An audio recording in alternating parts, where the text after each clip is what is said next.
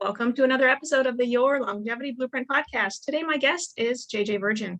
She's a triple board certified nutrition expert, fitness Hall of Famer, podcaster, 3-time Inc. 5000 founder, and 4 times New York Times bestselling author of titles including The Virgin Diet, JJ Virgin's Sugar Impact Diet, and their companion cookbooks. Her latest book is Warrior Mom: 7 Secrets to Bold, Brave Resilience. JJ hosts the popular Ask the Health Expert podcast with over 10 million downloads and growing. She also regularly writes for Rodale Wellness, Mind Body Green, and other major blogs and magazines. JJ is also a business coach and founded the premier health entrepreneur event and community, the Mindshare Summit. Welcome to the show, JJ. Glad to be here. So in my book, Your Longevity Blueprint, I'm comparing our homes and how we maintain them to our bodies. So in chapter 1, I compare the foundation of the home to the gastrointestinal system in the body. You have to have a strong foundation upon which to build great health. And part of building great gastrointestinal health involves removing inflammatory foods and gut infections. We've talked a little bit about that on the show, but today we're going to dive into why food intolerance is the real cause of weight gain. We haven't made that connection yet to weight gain. So let's make it. Let's make it now. So tell us, JJ, how did you discover that? Tell us the story behind the Virgin Diet book. Yeah, it's funny because I never would have guessed this one either. And what happened was I was teaching this course for doctors and healthcare practitioners called Overcoming Weight Loss Resistance. And I was really obsessed with what are all the things that could get in the way of you losing weight and cause you to gain weight? Because it became very clear to me 30 plus years ago that our body isn't a bank account, it's a chemistry lab. But I was having clients, cut calories and exercise. And sometimes it worked great. And sometimes it didn't work at all. And once I got past the idea that they might be cheating and realized that no, there was something going on with their metabolism, then I started to dig into what that could be. And so fast forward, I was on the Dr. Phil show and he had a chapter in his book called Weight Loss Resistance. And I thought, what is that? Mm-hmm. And so that's where it all started. This I'm teaching this course. And in this course, I was working with a lab company and they had a food sensitivity test. So I was working with doctors using this test, and I had the opportunity to go into a lot of offices and do this test. And so here's what would happen. People would come into the office and they would be complaining about headaches and joint pain and fatigue and skin problems and gas and bloating, the typical things, right? And we would do this food sensitivity test. Now, we were doing the food sensitivity test because I found that when people saw what was written on it, it was really easy to get them to stick to a healthy diet. Mm-hmm. And so they'd walk in with those complaints. We do the food sensitivity test, and I would wait 3 weeks because that's how long it would take for the test to come back. And then we'd see which foods weren't working for them, and I'd put them on that program. Well, after a couple months, I realized that the same foods kept showing up and that we were waiting 3 weeks. So I might as well just pull them out. And then when they come back in 3 weeks, I could fine tune it. Sure. Right. So what happened during those 3 weeks is the average person lost 7 pounds in the first week, which was just crazy. Yeah. And back in the whole diet world, they're like, oh, that's water weight. I'm like, it's inflammation. It's like you're de-inflaming quickly, mm-hmm. right? But beyond them just losing that inflammation quickly, joint pain was going away, headaches were going away, gas and bloating was going away, their skin was clearing up. I remember one gal, I had this famous singer, and I didn't know she was on the program. She was on the show, The Doctors, and her co-stars were talking about how she'd gone and gotten some work done. She goes, no, I didn't. I just went on the Virgin Diet. I'm like, you can't pay for that kind of publicity, right? That's awesome. And, but that's how quickly this works when you pull it out. Well, what happened was I kind of went, you know what? We actually don't need to do the tests at all. Like you can take them off the most common foods, because that's what I kept seeing over and over again, is that it was really 6 foods that were causing the problems. And then another one sort of as an outlier, which I'll explain. And that was in 90% of all the cases, it was at least a couple of these 6 foods, if not all of them. And so I just focused on that and stopped bothering with the testing unless people didn't feel remarkably better within 3 weeks. And then I would have you go back and re-challenge each food to really connect the dots to figure out which foods work for you, which foods don't. And this is a key component that makes this different than, say, a diet. In fact, when I wrote the Virgin Diet, I didn't want to call it a diet, but my publishers are like, you have to call it a diet because that's what people look for, diets. And I'm like, okay, but it's really not a diet. It's a process of self-discovery to figure out which foods work for you and which foods don't. In reality, Yeah. it's the exact opposite. It's an anti-diet. It's helping you create an eating plan that will work for you so you don't have to diet as a hobby, right? Hmm. So that's how this whole thing happened. And again, it all happened because I was doing this testing, to work on these other symptoms. And the side effect was rapid weight loss, but weight loss that changed the whole way that you looked and felt and helped you really pinpoint which foods were the best foods for you, which is entirely different than how most people do things. And the key thing that's come out about weight loss that's really interesting is that the studies show that people who lose weight quickly tend to lose more weight and keep it off. I read that in your book. Yeah, I didn't know that. Yeah, I loved it when I saw that study because it used to be that you had to lose weight really slowly. And I remember I was working with one doctor early on, helping her with their online programs. And she said, you have to get healthy to lose weight, not lose weight to get healthy. Well, I think you do both. I think you lose weight and get healthy. And I think you get healthy to lose weight. You heal your metabolism to lose weight. But, if it's so slow, people lose their motivation. I want to get to So, I want to get to right. those. Yes, absolutely. I want to get to those foods that you had your clients take out of their diet. But first, I want to go back to weight loss resistance. So, what is weight loss resistance? Weight loss resistance is one of my favorite terms that still to this day I've been talking about for 20 years. And I thought, maybe it's easier just to call this weight regain. It is those things that make it hard for you to lose weight, or you lose weight and then bam, weight comes right back up on again. And so classically, as I started to dig into this, and I went, well, why aren't my clients losing weight who are seemingly doing everything right? They're eating healthy, they're exercising, and they're still stuck. What is it? And so kind of going with that whole idea, because first thing I thought is, well, what if it's not a mathematics equation? And I love things where I can go, okay, if I take 500 calories off here and we do it for a week, we lose a pound, which only works in a very metabolically healthy person. And nowadays, with 75% of the population overweight or obese, with so much stress and so many sleep issues and so many toxins, that's about no one. I mean, there are very few metabolically healthy people, right? So I started to dig into, well, what if we're not a bank account model here? We're a chemistry lab. And what are all the things that would impact that chemistry lab? Well, gosh, one of the biggest ones is sleep. Just one night of poor sleep, and you are going to be more insulin resistant. So you're going to be better at storing fat, worse at burning it off. You're going to crave more sugar, and you're going to be hungrier. Your ghrelin actually is elevated. So you're hungry, craving sugar, and better at storing fat. That's like the trifecta of disaster right there, right?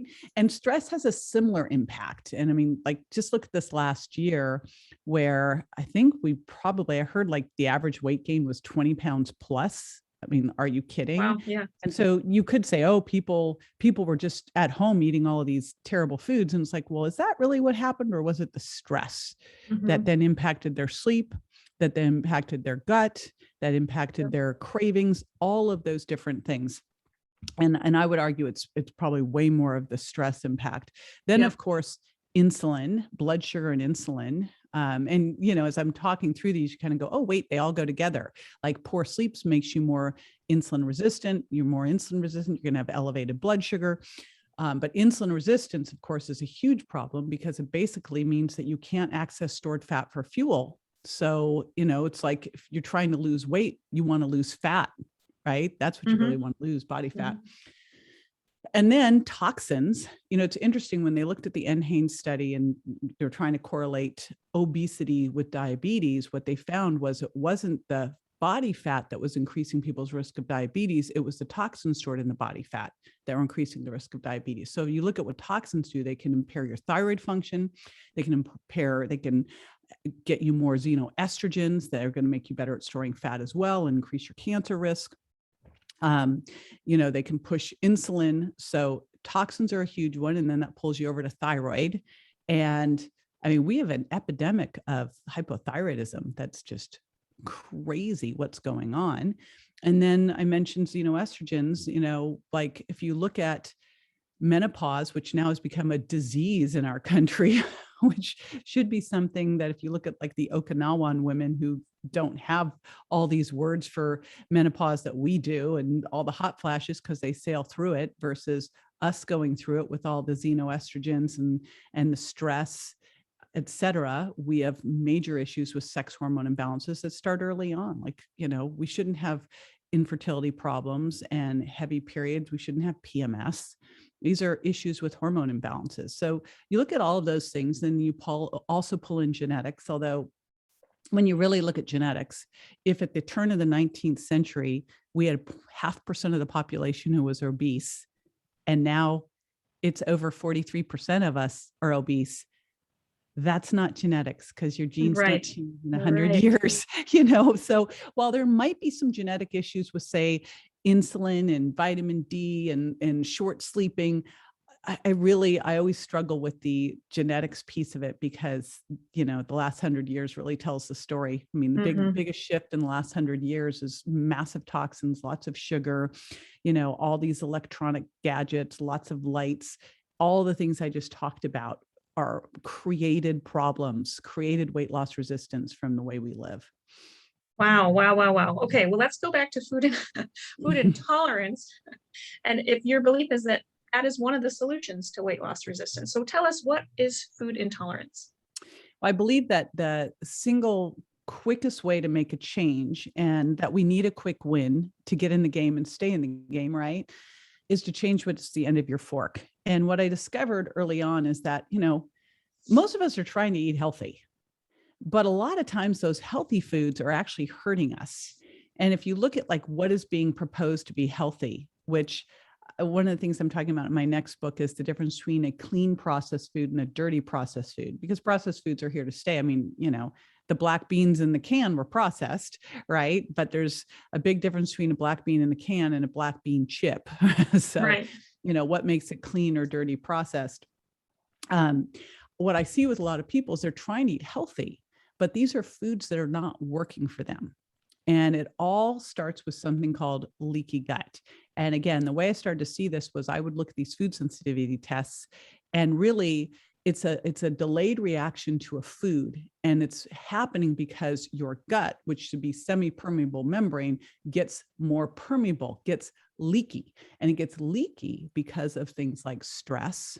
Stress is probably one of the biggest things. Pain medications do it. Toxins do it. So a lot of the processed foods can create problems for it. Antibiotics. Right. So you look at all of the things that can cause your gut to get leakier. One of the biggest ones, two of the biggest ones, are fructose and gluten. And when you look at processed foods, it's hard to find processed foods that don't have one, if not both of those things. And I say one, if not both, because now they have all that gluten-free junk food. So they'll pull the gluten out and they'll say, oh, now with fructose, as if it's a good thing. But those make your gut more permeable as well. If your gut's more permeable and you're eating the same things all the time, which in our diet we are, when you're eating a processed food diet, you're going to end up with corn and soy and peanuts and eggs and dairy and gluten. And when you're eating those things on a regular basis, and they're getting out into circulation where they don't belong, because your gut's more permeable and you're also not digesting your foods the way you should be. You're not taking time at meals. You're drinking too many fluids with meals. Your enzymes are lowered because of stress or aging. And so now these particles get out. Your body goes, what on earth is that doing here? And launches an immune attack against it. And so you have these little particles, these little proteins that are out, because it's the proteins that are wreaking havoc. Your body launches some antibodies to grab a hold of them. They form a little complex. Now, in the perfect world, you have very few of these, some macrophages, little Pac-Man, eat them and get rid of them. But when it's little bits all the time, like that little bit of dairy you put into your coffee, a little bit of cheese you put in your salad, when you're having a little bit over time, your body can't get rid of it. Those complexes build up, and then you have the joint pain and the headaches and the gas and bloating. And what's the worst about all of this is you start to crave the very foods that are hurting you, because now your body is ready for this. It's got the antibodies. And if you're not eating it, your body's like, hey, feed me that, feed me that. So you actually start to crave the very foods that are hurting you. And one of the things I tell people is it's a great sign when you pull these foods out the first couple of days and you are craving the cheese, you're craving the bread, because that is a sign of having a food intolerance. Now, the other food, I mentioned 6. but I talk about drop 7 foods, lose 7 pounds, just 7 days. And it's really actually not drop, it's drop those 7 foods, swap them for healing foods. But it's 7, not 6, because when I first started doing this program, I did it as an online program and I didn't have sugar in there. Now, I'm not a big sweet tooth person. Genetically, I don't have a sweet tooth. I would much rather have salty over sweet. And so I didn't think about it. I was like, just, trade your cow's milk dairy for some almond milk, or trade some, your pasta for some rice pasta. This is easy. Like, we'll just do this. Don't have the eggs for breakfast, have a smoothie. What I didn't realize is in pulling those things out, they started putting more sugar in. And the problem with sugar is it's going to, again, the fructose can make your gut leakier. And of course, sugar feeds the bacteria, the bad bacteria in your gut microbiome. So it can disrupt your gut microbiome, feeding the bacteria that actually can extract more calories from the food you eat and store them as fat. So it wreaks all kind of havoc. And, for me not saying, hey, you need to pull it out, they're like, cool, I can have more. So it became drop 7 foods.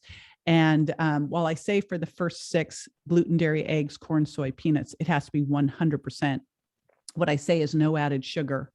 And so you can have things like blueberries, right? And tomato sauce that are going to have some natural sugars in them, but you're not going to be jamming in some sugar into the foods that you eat, right? You're not going to be adding it. And a big question I get, Stephanie, is about eggs. And, I've always felt like eggs are like nature's perfect food. And one thing we have to think about is you are what you eat, and you are what you ate. And while eggs started out as nature's perfect food, we have turned them into a nightmare with what we have done to these chickens. And so if a chicken's being jammed with hormones and cooped up and put on antibiotics and given GMO soy and corn feed, that's what you're getting too. So what I find with a lot of people is eggs can be a trigger for autoimmune disease and for eczema and psoriasis specifically. But for a lot of people, once we get their gut healed, they can go and eat clean eggs. And when I say clean eggs, it's really the best thing of all would be to have chickens in your backyard. I don't think my neighbors would dig that very much though.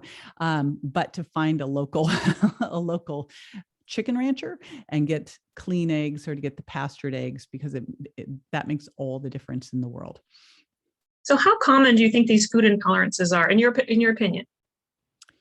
I think almost everybody has them, because, for a variety of reasons. Number one, because of all of the reasons that your gut gets more permeable, stress. I mean, our kids shouldn't be stressed. Our kids shouldn't, a kid should never talk about being anxious. Why should a kid be anxious unless they are worried about a test? So stress is a big one. Of course, using agave and fructose as sweeteners, and using gluten in so many things to make foods taste better. So all the processed foods that have the gluten and corn gluten and fructose in them, that's interrupting your gut. And then all the different pain medications that also impact your gut. So we've done a lot to really damage our gut. And then all the processed foods that have these same foods, when you over and over and over, gluten, dairy, eggs, corn, soy, peanuts, with all the added sugars. Turns out 19th century, we were eating 5 pounds of sugar per person per year. At the turn of the 20th century, so it's like the 1900s versus 2000. It was 150 pounds of sugar per person per year. So we have really done some major damage to our bodies, and it starts at a young age. I mean, now I think 1 in 5 kids is obese. I remember growing up, there was no obese kid in my school. There was one girl who was a little overweight, and everybody was like, that was like a big thing. Everybody made fun of her, which is awful. But, think about now, it's normal, right? So that's the first part, is we've damaged our gut and we're eating the same foods. One of the key premises in nutrition that has gotten lost is that we should be eating seasonal, local, organic, and rotating our foods. We're not supposed to be eating the same stuff all the time. We're not supposed to be able to eat these same things because they got shipped in, so we can get them all year, all the time, right? Mm-hmm. So can we fix food intolerance? So we've kind of talked about why many of us have food intolerances, and the top supposedly healthy foods that you mentioned in your book can lead to weight gain, right? The gluten, soy, dairy, eggs, corn, peanuts, and then sugar and artificial sweeteners. But Can we fix this food intolerance? So walk us through the virgin diet and kind of how this works. Yeah, that would be a really horrible book, wouldn't it? Here's all the things wrong with you. Bye. um, so the first thing that you do is, of course, you figure out, you pull those foods out. And before you even do that, what I like to do is assess your food intolerance level. So I always like to look at all of the symptoms of food intolerance, because I believe before we start to go do all the labs, let's be our own personal detective. Let's use our own body. So let's look at all of the things that could be signs and symptoms of food intolerance and give you a score.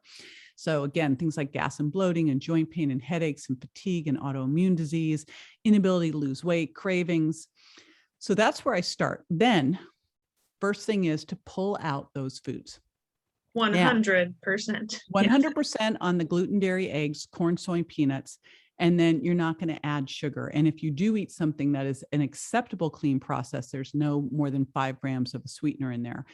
And less is better. When I first started doing this, it was so much harder. Oat milk was not a thing. There were very few options.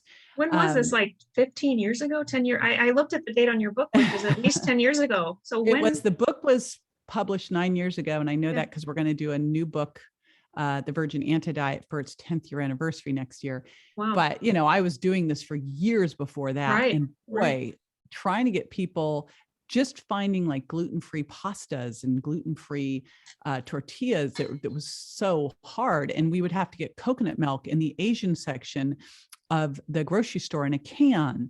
And, now it's exploded. So it is so much easier. But I say with a caveat, like I'm going to walk through some simple swaps.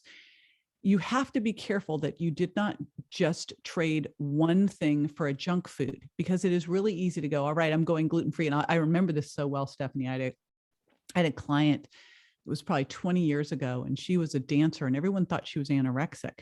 She wasn't anorexic. She was undiagnosed celiac disease. And she was literally like so skinny, and she was stuffing herself with gluten.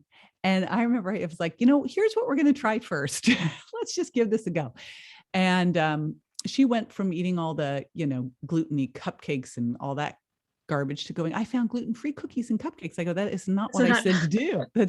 That was not it. Missed it. So, you have to be really, really explicit, but there are so many great options. And let's just take like, dairy. Oh my gosh, like all the great dairy milks now that you can get. You want to make sure, of course, that they don't have added sugar in them, but you've got oat milk and flax milk and almond milk and cashew milk, and I don't like hemp milk, but you've got that. So there's all those great options. I bought one of those almond cows. Have you seen those? They make like almond milk in a minute flat. You just push a button. You can make almond milk or oat milk. No, and see, that's the best of all. Like, making like your cashew cheese at home, making your own almond milk, then you really have it perfect and no funky, weird additives, because you really shouldn't have any additives. And then you look at just some of the cheeses, like for Thanksgiving, every year I make a pumpkin cheesecake with this Kite Hill ricotta and Kite Hill cream cheese. That's just spectacular, amazing. So, there's so many options now. You do need to read the labels, because some of them have garbage oils in them and you don't want to load up on omega-6s, but there are a lot of clean options, and the cleanest options of all, of course, are, make your own almond milk, make your own cashew cheese. It's actually really, really easy to do. And then you look at gluten. And first of all, we should be eating less carbs overall anyway. So that's step one. Like, I'd rather see you trade a burger bun for a lettuce wrap any day and trade pasta for spaghetti squash. But if you're not, there's lentil pasta, there's rice pasta, there's so many options there. And you look at the tortillas now with like siete and all of their cassava and almond and coconut.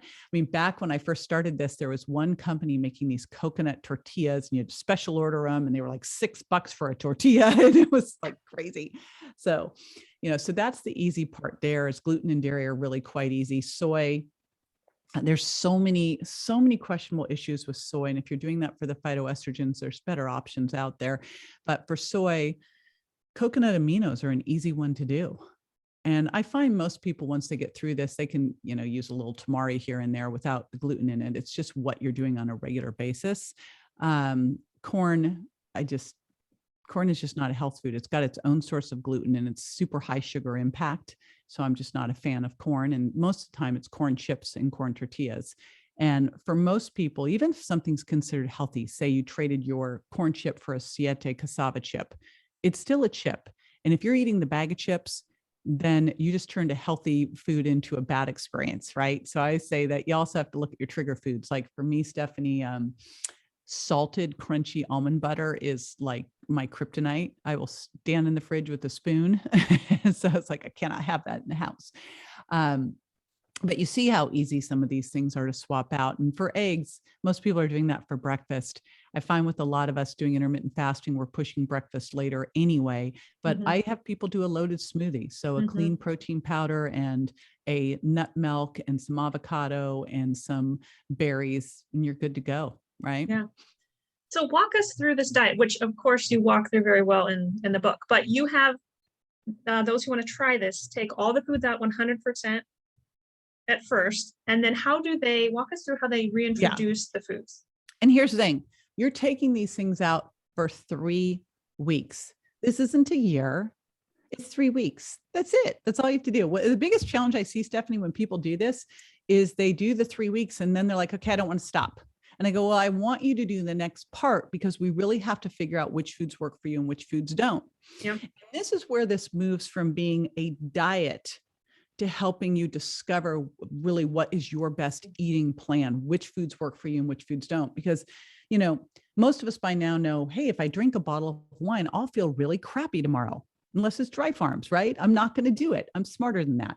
But you don't connect the dots between, oh, I ate the birthday cake last night. Today my joints are swollen. You just don't do that. So that's what we're doing is after you've done that time where you detoxed, which when you really look at it, you know, detox can be all sorts of things. And one of the most powerful detoxes is to detox off things that are hurting you, right? And heal at the same time. So while we're detoxing off these foods that could be hurting us, we're also putting in healing foods, things that are like all the non-starchy vegetables and all the bright colored berries that provide the antioxidants to help also reduce the inflammation. Things like the apples that are good for gut healing. In the smoothies, we put in avocados that are great with glutathione. Again, things that are going to help heal the gut and reduce inflammation. So we're detoxing from the things that are hurting us. We're healing the gut. And when we get through that period, that's really a reset. Now we're going to go in and we're going to test one by one each of these foods to, again, connect the dots. Does this work for me or does it not? And so all throughout this plan, and one of the things that I do now with people every single day, it's not in the book. This will be in the next book because this was new information after the book, is I make sure people weigh in every single day. That's good. Yep.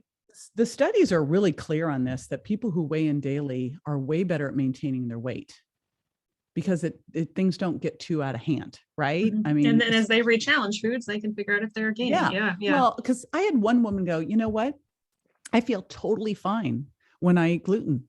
Totally fine. My weight went up 5 pounds. I go, that's not totally fine. Like weight doesn't go up 5 pounds. You did not eat, you know, what would that be? My gosh, that would be 15,000, 18,000 calories you would have had to eat. You didn't eat that, right? And that's as if your body's a bank account. So if all of a sudden your weight goes up 2 to 3 pounds in a day, there's something weird going on. You've got an inflammatory response going on. Now you're retaining water. So we are going to watch as you're going through this process. We're going to watch your weight. We're going to watch your energy. We're going to watch your mood. We're going to watch headaches and fatigue and cravings, brain fog, gas and bloating, constipation, diarrhea, right? And so we watch all of those things. And the minute you start to notice something, you stop. So I have people test a food for 3 days. They stop the minute they notice something. So for me, like if I eat gluten, I will start to have stomach cramps generally about 2 hours later. And my fingers will be swollen the next day. If I eat dairy, I get a zit. So it's always a decision. Do I want that zit? And I'm always mucousy. So you just start to know, oh, this happens. Like, is that piece of cheese really worth the zit on my face for the next 4 to 5 days? Probably not, right? You know, is it worth sounding mucousy now for the next couple of days? So you really start to connect the dots. So, you know, I have one client who, when she ate eggs, it would just make her fall asleep. So she actually used it whenever she would fly on a plane. That was her sleeping belt. But you figure out which of these foods work and which don't. Some of them have an immediate response. Some of them have, a big response. So for the most part, I find gluten and dairy tend to be things that people don't do well with. You might find that corn doesn't really make you feel bad. You're a little tired, but you don't feel bad. And you go, you know what? So if this rotated into my diet here and there, if I'm out and it's in a salad, it's no big deal. I don't have to avoid it like I need to avoid gluten. So you go through the process, you stop eating it at the point that you notice the symptom. You give yourself 2 washout days to clear it all out. And then you go to the next food. You only do one food at a time. No other foods enter in at that time. Otherwise, you don't know what the heck is going on. And by the end of testing all of these foods, not sugar, that's something different, but the first 6 foods, now you have a roadmap. Gluten, and I'm going to give you just an example of mine. Gluten, avoid it all the time. Do not eat gluten, don't eat dairy. Corn, if it sneaks into a salad, fine, but I'm going to try to avoid it because it doesn't make me feel good, but it doesn't really hurt me. Soy, I can occasionally use tamari, but I have a thyroid condition, so I'm careful with it. So it might be once every 2 weeks. And eggs, I do fine with pastured. I rotate them in maybe once or twice a week. I have an autoimmune condition, so I don't go crazy with them. And peanuts, peanuts are interesting. They're just not a good food. Like they're just, eat real nuts. They're a legume, not a nut. They also can tend to have a certain type of mold called aflatoxin that can build up. But, if peanuts got into something every once in a while, it wouldn't be a big deal, but I don't make a point of eating them. So that's how you can then put together your roadmap of like, what do I absolutely avoid? What could rotate in? And, it isn't really an issue. And then none of these foods, though, should become foods that you go back to eating every single day, because of all the foods and looking at these tests that had 300 different foods on them, those were the ones that showed up over and over and over again. They're the most classic. So if your gut starts to get permeable again, which can happen at any point, you get stressed out, your gut can get permeable, bam, you could have a food intolerance again. So it's something that no matter what, they'd only ever be rotated into the diet. Once I have someone go through that, then I lead them over to the sugar impact diet, and we really start to dig into sugar. I like to focus on one key concept at a time, and really get that dialed in. So the first one is figuring out that roadmap of those foods. And the next thing is then to go, all right, let's really get into sugar, what sugar it's doing, how much I can tolerate. And I say that with this caveat of all carbohydrates except for fiber turn into sugar. It's just a matter of if you're mainlining it, with something like fruit juice or dried fruit or a piece of cake, or you're making it slowly from things like, lentil soup. And so what I take people through on the sugar impact diet is very similar to the virgin diet, but it's all around sugar and carbs and identifying, where on the sugar impact scale you live best to be able to have great energy, no belly fat, and easily maintain your weight and energy levels. Love it. Love it. So ultimately, who should consider trying the virgin diet first? Everybody. The way I've outlined it all. It was interesting. So the number one question that came up after I wrote the virgin diet was about sugar. And so that's where the sugar impact diet came from. But the process is this. Here's like in my perfect world, how things would work. The very first thing that you would do is really make that decision, make that commitment to yourself. And so who should do this? Like every single person, everyone needs to know which foods work for them and which foods don't. This is a great starting point. And as you talked about in your longevity blueprint, like the gut is like, it starts there, right? And so, but even before you start this, you have to make that decision that you are worth it. When I queried my group a couple of years ago, and I said, if you're not where you want to be with your health and your weight, why not? And thinking that they say, well, I'm not going to quit my cheese, and they're like, I don't feel good enough. I don't feel worthy. All this like heartbreaking self-talk. And so the first piece of this is to say, I'm worth this, and I'm going to do this because I've got a lot to accomplish on this earth. So that's step one, is that commitment that you are going to go through this process, and that you are worth it, and that you've got important things to do here. And then I like to, before I even start anything else, because the first part of this is prepping and making sure you have what you need. Before I start to look at taking those foods out, I like to first look at, hey, are you getting enough water in? Can we add some non-starchy vegetables? How can we start to add some of the things that you need to be eating? Clean protein, healthy fats, because when you're eating more of the things you should be eating, you're naturally going to crowd out some of the rest. So I like to add before I take away. Yeah, it's That good. sets the stage, right, for that first part of the virgin diet, which is really that elimination detox, gut healing reset. So you're pulling those foods out, you're swapping them for better foods that will help heal your gut, you're detoxing from the inflammation that they created, and you're healing your gut so that you're prepared for this next part of the journey where you're going to re-challenge. And gut healing, you can accomplish a lot in 3 weeks, but it's only 3 weeks. So the process will go on after that. Then we go through and we figure out which foods work for you and which foods don't. We create that now your personalized eating plan so you know what to focus on. You've found all these new foods that you love, probably better. So that's even better. And then after that, we do a little stabilization. Now you've gotten used to doing this. One of the things I teach you in the new Virgin Anti-Diet is how to do elimifast cycles where you add in some intermittent fasting to accelerate gut healing. After that point, we move into the sugar impact diet, which is really breaking through any carb intolerance, setting yourself up if you do want to do some keto cycling. I believe in cross-training your diet. I came from the exercise physiology world where everybody cross-trained.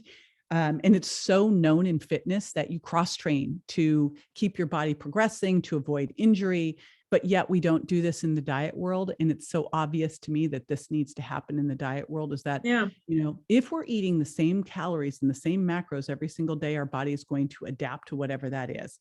If we are moving it around and doing some, feast and famine stuff, right, we are going to have a way better result. If you just calorically downshift and keep it low, your body's going to calorically downshift to accommodate. If you cycle that instead, way better. And it's a key piece of being healthy is to be metabolically flexible, is to be able to, do a couple days where you're strictly plant-based and say lower protein, do a couple days where you are keto so that in one area you might be using more carbs for fuel. In one area you can go use ketones and fat for fuel, and your body can naturally shift back and forth, no issues. Super key, important.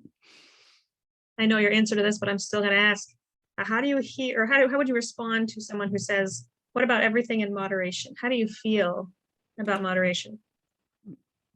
I was sitting at I was moderating a diet and weight loss panel for a women's conference. And I was the moderator, so I wasn't really allowed to comment, which was killing me. I mean, just killing me, right? And one of the people they had was one of the big commentators. She was an MD commentator on like ABC or NBC, I forget which one. And they asked for, I called out and I said, all right, final words of advice for everybody in the audience. And this woman said, oh no. Everything in moderation, even moderation. I honestly wanted to poke her, I was like, you just did such a disservice, because do you truly believe that artificial sweeteners in moderation are okay? I don't. I'm sorry. No way. Yeah.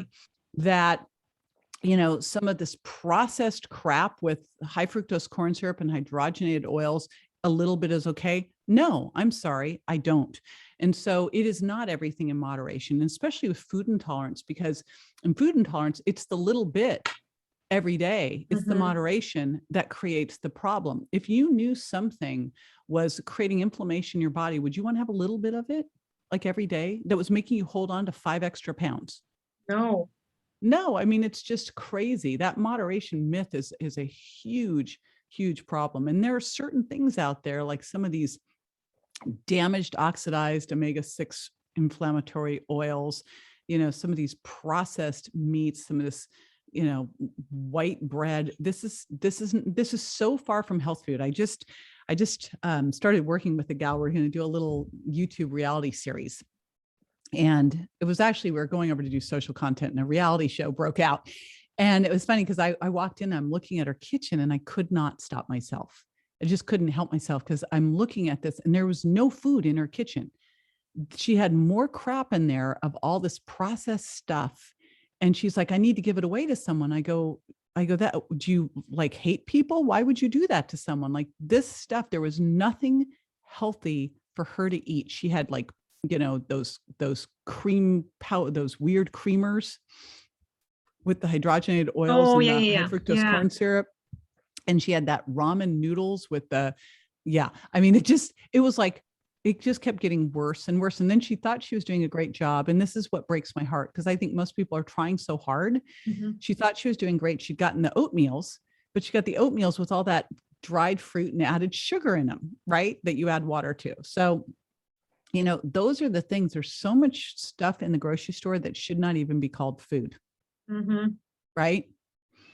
So speaking of food, how do you feel about snacking? So I still remember I was teaching that overcoming weight loss resistance class. And when I first started teaching it, I was on Dr. Phil, and on Dr. Phil's program, you had breakfast, a snack, lunch, a snack, dinner, and then a snack before bed. I mean, God forbid you go to bed hungry, right? And so I just was teaching that. And I still remember when all the snacking happened. It happened because I was working in LA at the Pritikin Center, and their whole goal was for your diet to be 10% calories from fat, no more than that, and ideally less. And it was basically a vegetarian diet. And so I did that, and I was starving all the time. I mean, I basically would, eat, go train a client, eat, go train a client, eat like all day long. So I was eating very low fat, very high carb, which means every time you eat, you're raising your blood sugar. If your blood sugar goes up, your pancreas has to pump out insulin to respond to bring blood sugar back down. And if you're eating every couple hours, that insulin never has time to come back down again. So you're just keeping it bumped up high. In fact, making it a little bit higher. Your poor insulin receptors are just getting, inundated, so they can hardly hear the message anymore. At some point, you're just going to become diabetic. But in the interim, that insulin's up and your body can't use stored fat for fuel. So those snacks you're having, and this is why we've got to get off of the bank account model, because if it was just purely how much you were eating and you just ate all throughout the day, hey, fine. But that's not the case at all, because every time you're eating, you're raising blood sugar and insulin, you're keeping insulin up, you're locking the doors to fat cells, so you cannot burn stored fat for fuel. Boom, you've got a big problem, and then this becomes, it's this terrible cycle, because now you've got this elevated insulin that's not coming down anymore. Your body can't access stored fat for fuel. You've got to rely on incoming glucose from the food you're eating. And so now you're hungrier than you should be. You're like, I just ate, but now I'm hungry 2 hours later. What the heck happens? It's interesting, though. You can turn it around pretty darn quickly. You can start to restore insulin sensitivity and get off snacking pretty quick by starting to get great sleep, by doing resistance training. One of the fastest places you can restore insulin sensitivity is in the muscles, by eating from the plate, by making sure that each meal has clean protein, healthy fats, and fiber from non-starchy vegetables and low carbs. And then just to get a lot of fluids in between meals, green tea, black coffee, water, and start to just push that mealtime right? And so it can happen. And I usually fairly quickly, like you can usually fix that in a week or two. Awesome. This has been so good. I have one more question for you. For those listeners who feel like, okay, I'm on a budget here, can I still do this? What do you have to say to them? Can they eat healthy on a budget? What if they travel? Can they still abide by this diet? I shouldn't even say diet, but I know it is so hard. What's so crazy, Stephanie, is like, we have this word diet, and it means what you eat every day. And then it means this therapeutic, plan to get an effect. It means both things, and they're totally different things. That's the problem. Like, to me, a diet is something you do short term to learn something about your body, to cause an effect, to have a therapeutic response. And then you have the way you eat, which we need a word for, which I can't figure out what that word should be. So when I first started all of this, that was one of the biggest complaints that I got, was I can't do this because I'm on a budget, right? And admittedly, back then, wild fish and grass-fed beef was so much more difficult 20 years ago to find, right, than it is now. Now you can get it at Costco.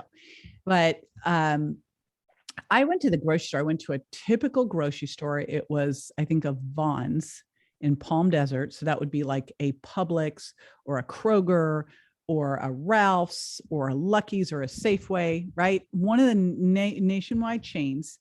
And what I did was I bought everything that you would need to do the virgin diet for a week for a family of 4.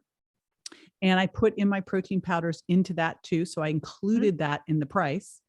And then I went and put together a cart of what a typical family thinking they were eating healthy, right?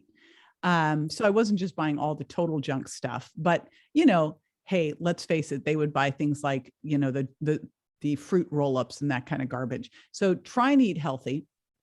And I put those 2 carts up and I checked out, and I was hoping that my cart, my healthy cart, the virgin diet cart, would be about the same as the other one. That was my goal. And I figured even if it's a little bit more, like, hey, let's say that it cost you $20 more a week. Well, aren't you worth it? And let's look at what you could cut out, maybe stop going to get the coffee every day, blah, blah, blah. Crazy surprise was it was $36 less. That when you really look at what things cost, a lot of the stuff that we're paying for convenience and the processed foods are the expensive stuff. When you start to look at this and go, hey, now there's farmers markets, and now we've got wild fish and grass-fed beef at the big, warehouse places, it is so much easier to eat healthy. Just don't go in and buy all the processed packaged stuff that they've been prepared stuff. That's where you're going to spend all the money. Go home and make these foods yourself. It's way cleaner. And you can, if you're saying, I've got the money, but I don't have time. Well, we make dinner because we're so well prepared. We make dinner every night in like 15 minutes. And then we just make extra protein so that we have it for the next day. So, I mean, it's super easy to do. Like, a typical dinner for us would be some cauliflower, rice and wild rice together, and then a piece of wild salmon. Easy thing to do. We just have a well-stocked freezer, well-stocked fridge, and well-stocked pantry, and easy enough to put together. Yeah. Awesome. This has been great. So tell us where listeners can connect further with you. So I put together my 7 foods cheat sheet. And again, my whole goal is to make this super duper easy for you to take action on. So to look at these 7 foods and go, okay, this is 3 weeks. I know I can do anything for 3 weeks. And what can I swap these foods for? So I put together my 7 foods cheat sheet. You can get it at jjvirgin.com/7 foods. And it's the number 7. So 7 foods. And it will give you the easy way to get into this. And my advice is you're excited about it right now. So guess when you should do it? Now. Totally. Thank you so much. Great gift. So as I wrap up this episode, I always ask my guests their top longevity tips. So what might yours be? Oh boy, I'm actually wearing both of my top longevity tip. So I've got on an Oura ring and I've got on an Apple Watch. The reason being is what you measure and monitor, you can improve. And I'm absolutely a crazy person about my sleep, like a crazy person on my sleep. So me too. Yeah. Like if you look at what can help you lose weight, what can help you with blood sugar, what can help you with anti-aging, what can help you with mood. I mean, it's like, if I had to start somewhere first with someone, sleep is the number one. Love it, love it, love it. Well, thank you so much today. This was great. Thank you for coming on the show and sharing with my audience what may be their hidden cause of weight gain, their food intolerances.